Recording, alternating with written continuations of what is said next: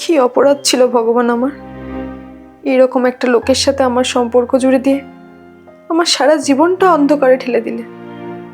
কেন এমন হলো আমার সাথে?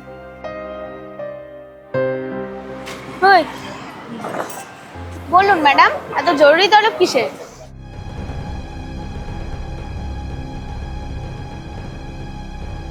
দীপিকা, তুই কি বলছিস?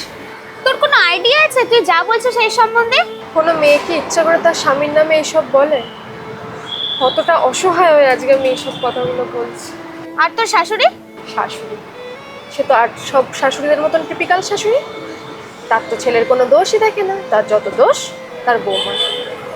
তার ছেলে সোনার আংটি, সে কি বেকা হতে পারে? যত দোষ সব পরের ঘরের মেয়েরই হয়। সত্যি বলছিস? টিপিক্যাল শাশুড়ি? এরকম করে কি তুই জীবন চলতে পারে? আর তোরও তো কিছু চাহিদা আছে। শোন না, আমার কাছে একটা প্ল্যান আছে। হ্যাঁ? আমার কাছে একটা ছেলে আছে, নাম স্যান্ডি। ভালো নাম অবশ্য সন্দীপ। প্রফেশনে চাপে নামটা স্যান্ডউইচ হয়ে সন্দীপ থেকে স্যান্ডি। খুব ভালো সার্ভিস দেয়, কিন্তু রেটটা একটু হাই, বাট চলে যাবে। আমার তো ব্যাপক লাগে। হোয়াট?